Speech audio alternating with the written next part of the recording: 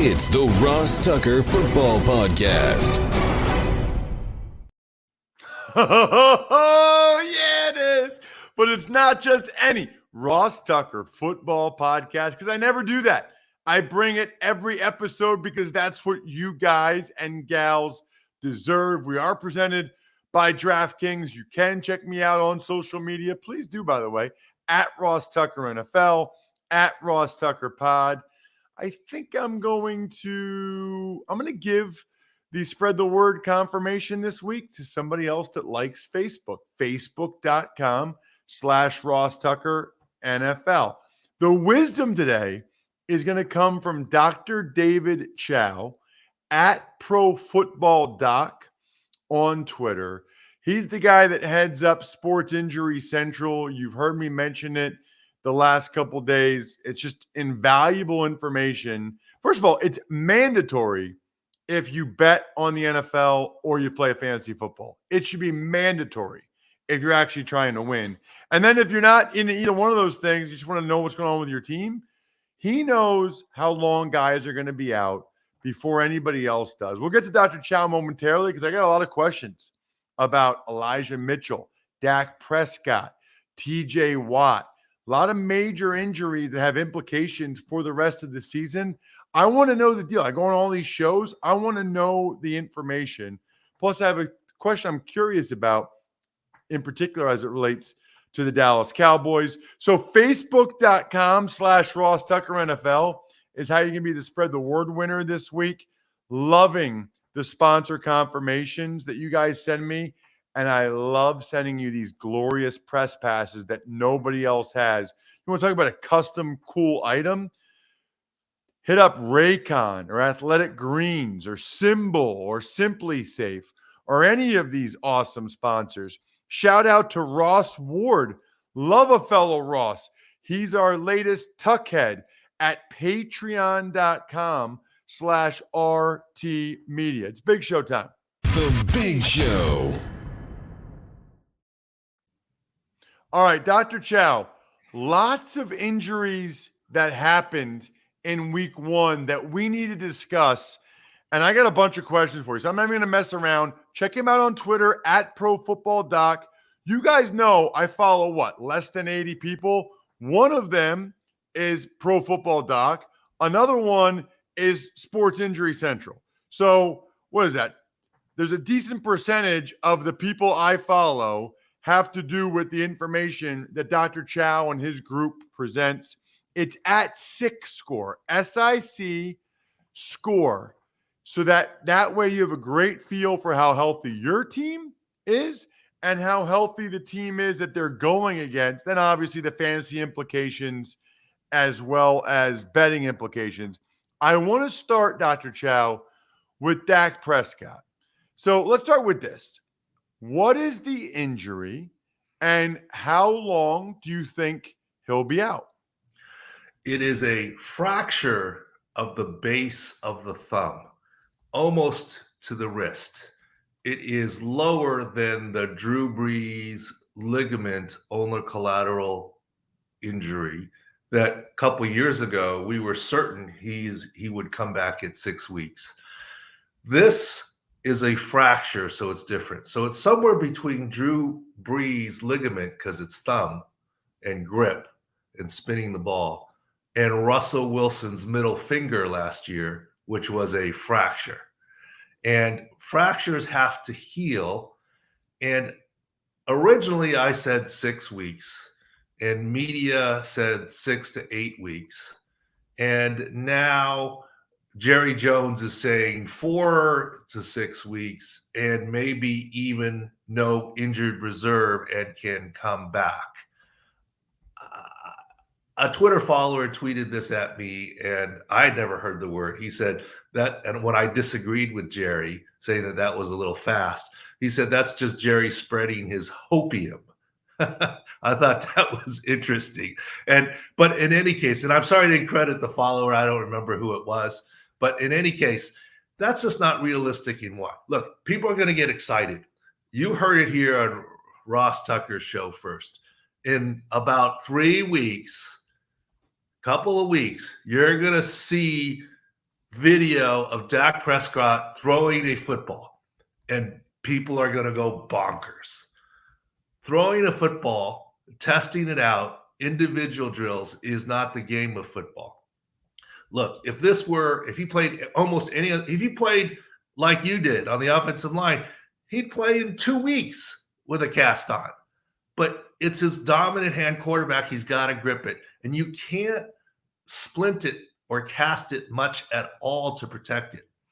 So even if he can throw dimes, which might happen as early as 4 or 5 weeks, are you going to be able to let him out there in a game where you inevitably hit your hand and thumb on a helmet or someone else's arm? Or is he going to avoid those throws when he's under pressure? Is he going to short arm those throws? And are the Cowboys going to risk a setback with a refracture? Dial back a handful plus years ago. Tony Romo went out there with a collarbone fracture that was mostly healed, but he rebroke it.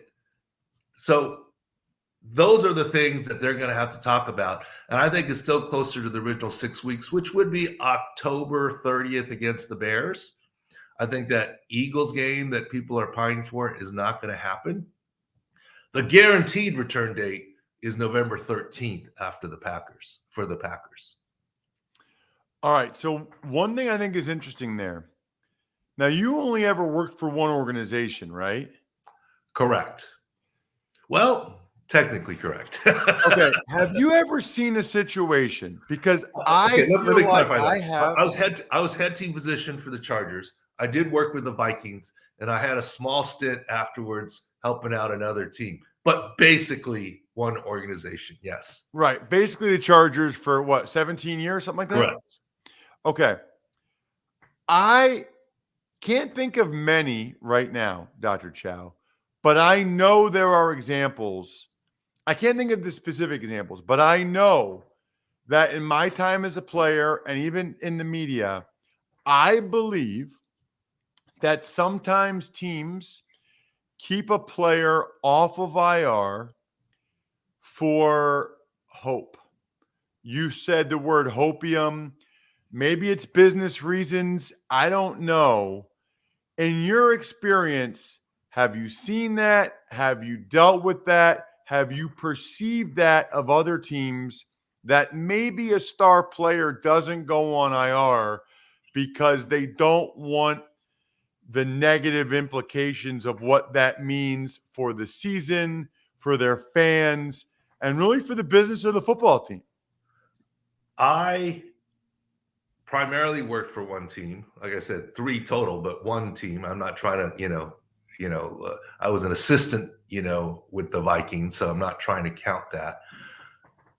I haven't experienced it personally, but remember, one team, there are multiple general managers and multiple coaches, so there's other decision makers.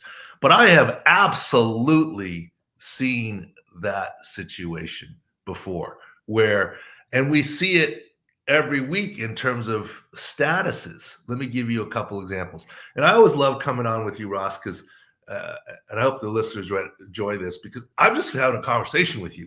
I'm just not even a thing. We're just having fun like we do sometimes when we're on the phone.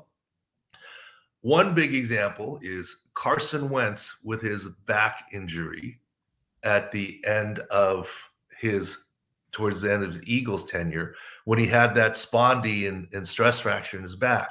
He remained on the roster. And every week I said, he is not going to play. They can't risk that long term. And he didn't play the rest of the season. Another example might be even last year at the end of the season.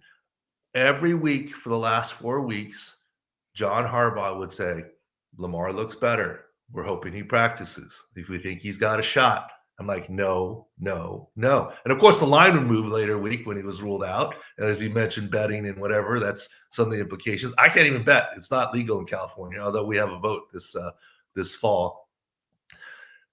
And he was ruled out. I think that's another example. I'll give you another example in a different way. And admittedly, when I was in the NFL, we didn't have short-term IR for 4 weeks, right? It was all or none, Yes. right? And so George Kittle last week, I said, this guy's not going to play. but he's going to lobby to play. So out of respect, it's different than the IR questioning him. They made him questionable to leave hope alive that he could play on Sunday, and he did not play. And we've been saying Kittle would not play. But so it's not, I take the Kittle example for them. I'm not being negative on any of these players that I just named. I'm just saying that just the way that works out. Yes, this happens. And Ross, this is my unfair advantage in the industry because I have been in the rooms where we talk about these issues with teams and how to spread the message and seeing the inner workings. Like you've been in locker rooms and other things, your analysis is just better in some ways, right? Having played the game. And I've played the injury game in the NFL. So hopefully that kind of answers your question. A little too long-winded, maybe. I'm sorry. No, that was my favorite question of the day. Some other things I have to get to. You were pretty outspoken, I think, that you didn't think Chris Godwin would play in the opener. He did, but then he got hurt. So did the Bucs play? Is that proof that the Bucs brought him back too early? And how long do you think he's out now?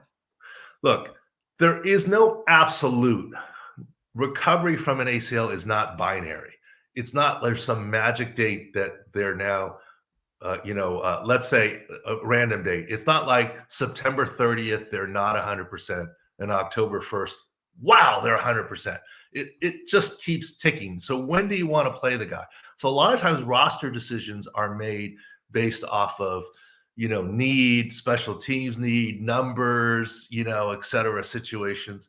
But also, and to go back to your first question, I think a lot of times PUP decisions sometimes are made off of what guys want to do, et cetera. Like Dobbins didn't go on PUP, but he's clearly not playing until October. Godwin didn't make it on PUP. Look, he practiced with a brace all training camp, got out of the brace, but was in a non-contact jersey the final week before the game.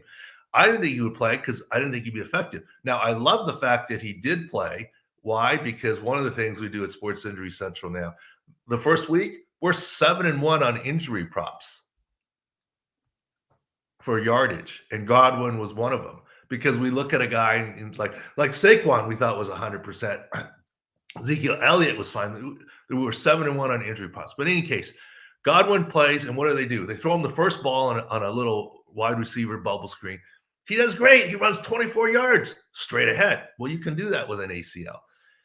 And then I saw he got a lot of plays, a lot. It wasn't just spot usage. He played 80, 90% of the snaps before he got hurt on his third target and catch.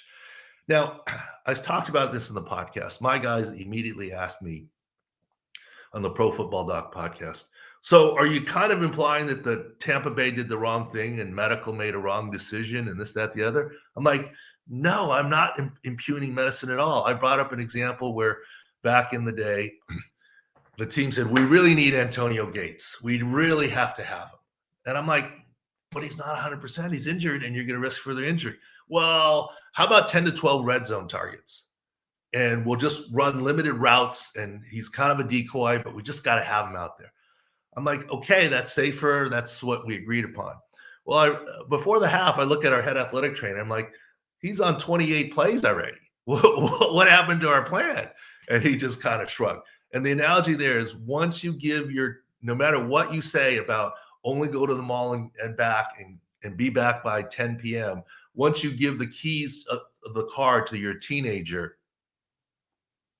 what's going to happen, right? Game script. I mean, what are you going to go up to the head coach and OC and say, hey, we only said this. You're violating what we said during a game? I mean, it's not happening. And I see your smile and you know what I'm talking about. That's a really interesting story. Really interesting story. Got a couple Steelers I need to get to. TJ Watt, he says he tore his pec. They say he tore his pec. I thought he'd be out for the year. Now they're saying 6 weeks. Explain. First of all, I thought it was really interesting that the great Adam Schefter jumped in on injury saying he tore his pec within seconds, because I guess there's a lot of lip readers out there. And I saw that. I'm looking at the video. I don't even know he tore his pec, right? Because I'm rewinding, look at the video, and the command center like, oh, he tore his pec. I'm like, oh, wow. So it's interesting. But here's the thing. Even if he tore his pec tendon, which is more common, he was never done for the season. Even with surgery with the pec tendon, he would have been back in December. Remember his brother, J.J. Watt, in 2019 with the Houston Texans, came back for the playoffs from a midseason pec tear. But in this case, it was pec muscle, which does not require any surgery. So you're looking at, if you're lucky, returning late October, but pretty certainly November. So that's somewhat better news for the Steelers. What about Najee Harris? What's going on there? Because I saw you guys tweeting about him. Yeah, I'm more worried about Najee Harris than other people. And the fact that it's now been said by the team that it's not related to his Lisfranc injury worries me more. Remember, in preseason, his foot got stepped on. And we had no video, no way to corroborate. But late in preseason, Najee Harris came out and said it's a Lisfranc. You do not get a Lisfranc injury by getting stepped on. It was his left foot. This was his left side that was injured. But by our video in game that we published the story at Sports News Central, that looked like a mild left high ankle sprain. Najee says, I'm playing, but so Dobbins said he's playing too. But if you look at Mike Tomlin's comments, he's much more guarded. I play in one fantasy league, Scott Fishbowl. I have Najee Harris. And as of this second, I'm starting Jeff Wilson Jr., who was my 21st pick in round in the draft. That's a pretty good. It's a pretty good pick though, because Elijah Mitchell is out with the sprained MCL, so Wilson's the running back one. What can you tell me about Elijah Mitchell and how long to expect him to be out and how limited he'll be when he comes back?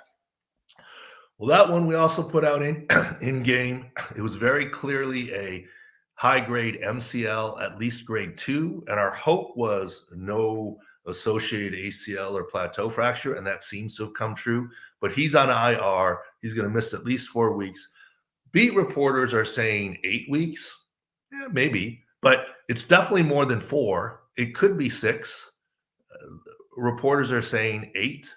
And we'll see. But basically, it's an extended absence for Elijah Mitchell. But once he comes back, he should be fine. I mean, look there for when they open up the practice window, right? The 3-week practice window, and then you'll get an idea when he'll come back. What about the Packers offensive tackles, Dr. Chao? When do you think they're going to be out there? Good question. And I know you're a great follower of the site. That was one of our bigger calls saying, look, don't worry about Alan Lazard at wide receiver and his unknown foot ankle injury from practice.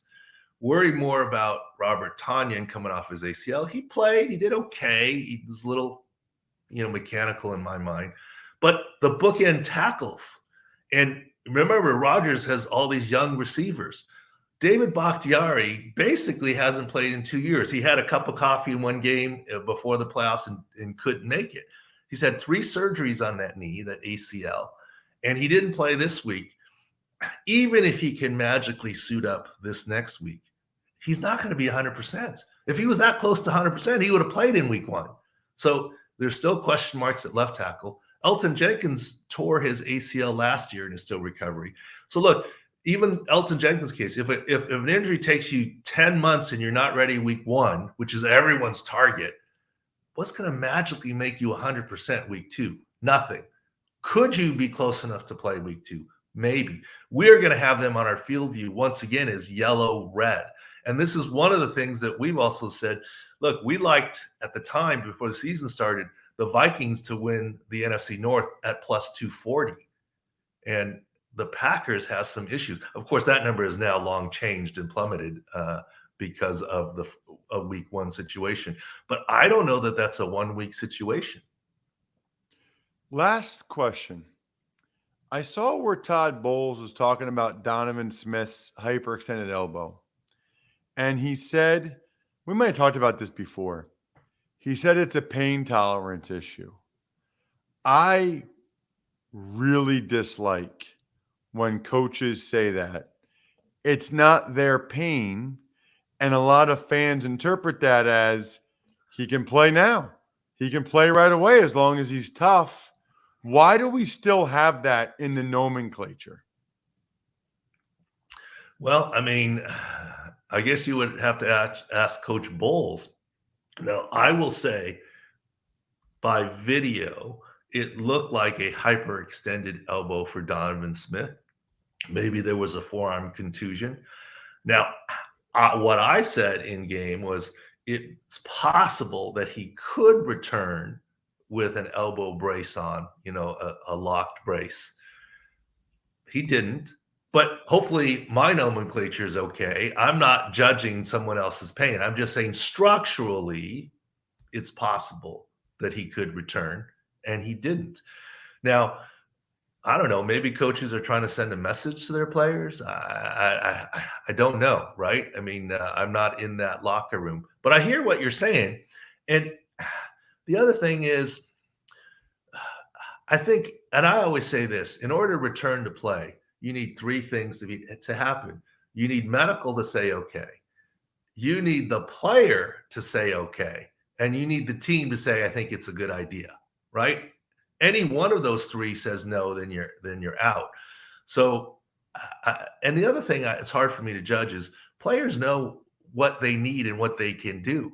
I mean, look, I had a tackle once. I can talk about this because permission, and he's a friend. A right tackle, forget a hyperextended elbow. He tore his left triceps.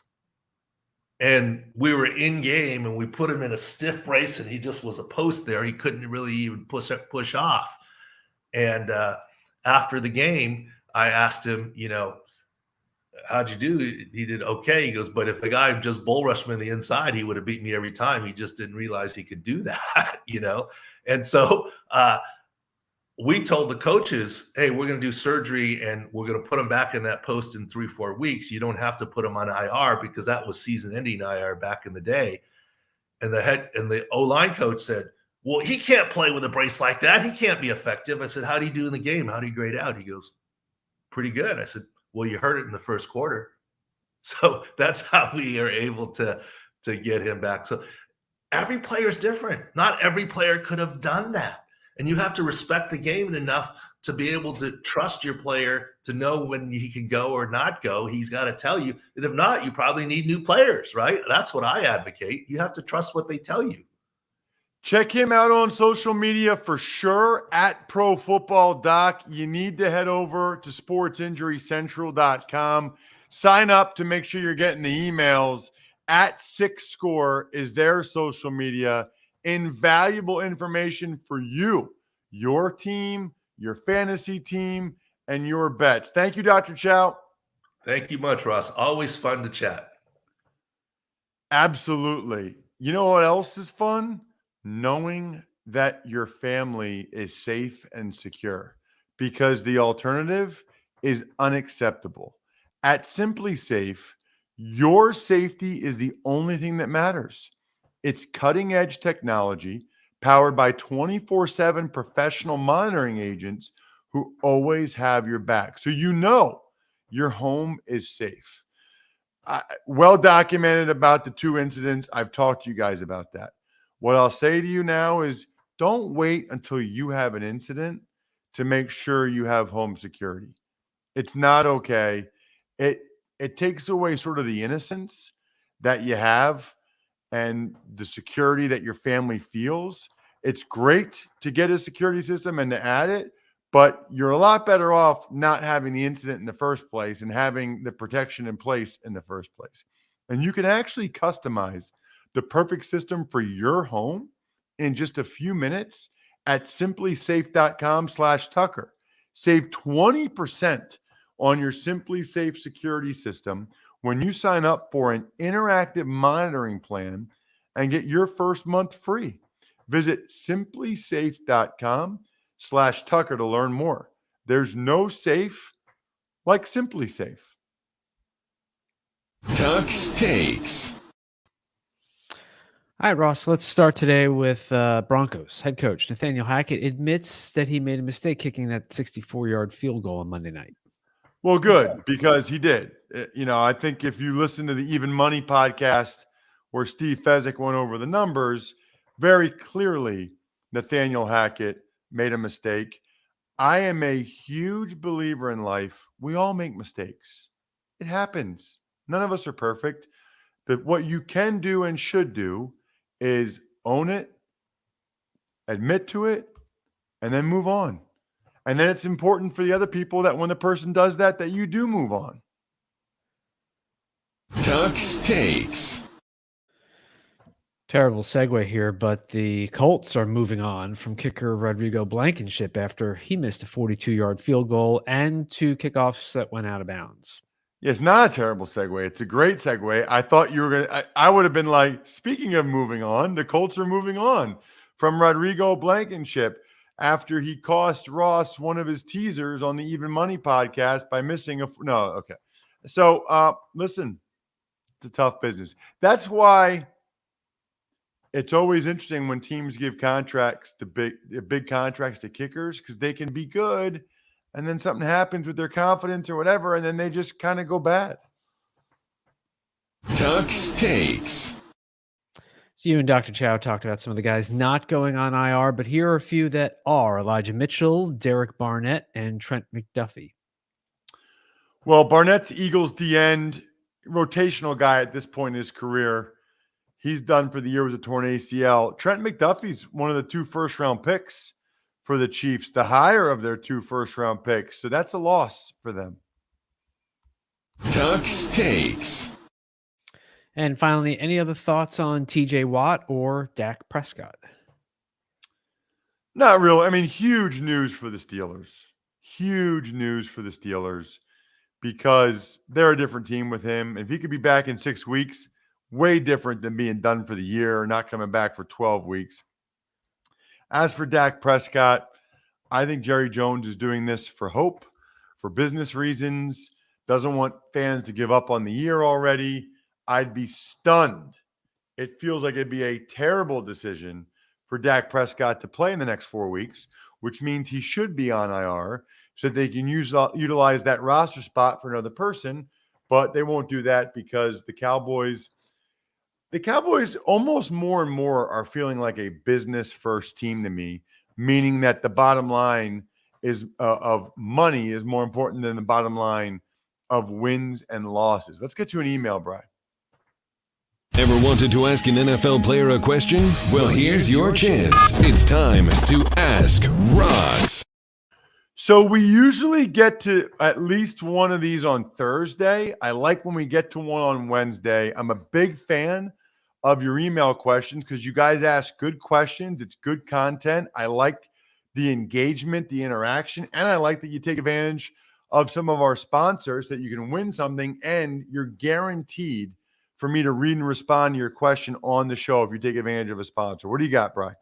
Well, what we got today is from Louis Monteleone. Question: Ross, what's your thought of Deshaun Watson and the Cleveland Browns doing a contract that in the first year Deshaun only loses $1 million for what he has been accused of, not really hitting his wallet very hard, almost like a slap on the wrist? It seems to me by this contract, they were planning for a 1-year suspension. They believed it was coming. So should the NFL suspend him for another season in order to really hit his wallet?